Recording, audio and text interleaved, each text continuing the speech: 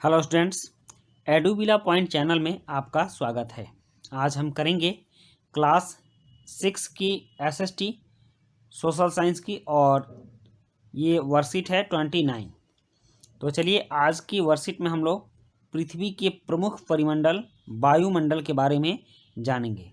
लेकिन बच्चों, इससे पहले मैं आपको याद दिला देता हूं कि आपने अभी तक हमारे चैनल को सब्सक्राइब नहीं किया है, इसलिए आप चैनल को सब्सक्राइब कर लें और बेल आइकन का बटन भी दबा दें ताकि सारे वीडियो के नोटिफिकेशंस आप तक पहुंचते रहें। और वीडियो अगर अच्छी लगती हो तो इससे पर एक लाइक और कमेंट भी करें और अपने दोस्तों के बीच शेयर भी करें। तो चलिए देखते हैं आज की वर्कशीट में पृथ्वी के प्रमुख परिमंडल में हम लोग वायुमंडल पढ़ने जा रहे हैं। हमारी पृथ्वी चारों ओर गैस की एक परत से घिरी हुई है जिसे वायुमंडल कहा जाता है। यह हमें ऐसी वायु प्रदान करती है जिससे हम लोग सांस लेते हैं। वायुमंडल 1600 किलोमीटर की ऊंचाई तक फैला है। इसे 5 परतों में बांटा जाता है। इन परतों को पृथ्वी की सतह से शुरू करते हुए क्षोभ मंडल, समताप मंडल, मध्य मंडल, आयन मंडल तथा बहिर्मंडल कहा जाता है। अब आप इस चित्र के माध्यम से समझिए, जैसे कि यह पृथ्वी है तो पृथ्वी की सतह से के नज़दीक जो मंडल होता है यह क्षोभ मंडल होता है। मतलब कि पृथ्वी की सतह से जो सटे मंडल होता है क्षोभ मंडल होता है। और इसी मंडल में बारिश, आंधी, तूफान ये सभी जो घटनाएं घटती हैं वह क्षोभ मंडल में ही घटती है, जबकि यह समताप मंडल में इस तरह की कोई भी घटना नहीं घटती है।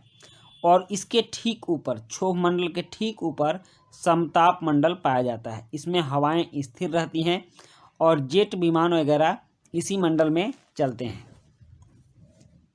तो सबसे पहले हो गया क्षोभ मंडल। क्षोभ मंडल के ऊपर हो गया समताप मंडल और समताप मंडल के ऊपर मध्य मंडल पाया जाता है। इसको बीच वाला मंडल हम लोग कहते हैं। और इस मध्य मंडल के ऊपर आयन मंडल होता है।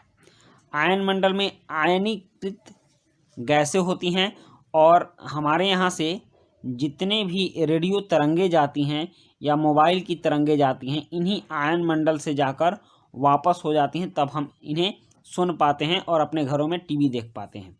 अगर यह मंडल नहीं होता तो ना तो हम रेडियो की आवाज़ें सुन पाते और ना ही अपने घरों में टीवी देख पाते। तो इसलिए यह मंडल काफ़ी महत्वपूर्ण है। और इसके बाद होता है बहिर्मंडल, मतलब वायुमंडल। तो आयन मंडल के बाद ऊपर वायुमंडल हो जाता है और उसके बाद अंतरिक्ष का विस्तार हो जाता है। पूरे वायुमंडल मुख्यतः ऑक्सीजन एवं नाइट्रोजन का बना है, जो कि साफ तथा शुष्क हवा का 99% है। मतलब कि ऑक्सीजन और नाइट्रोजन मिलकर 99% हो जाता है। वायुमंडल में 78% नाइट्रोजन पाया जाता है और 21% ऑक्सीजन पाया जाता है।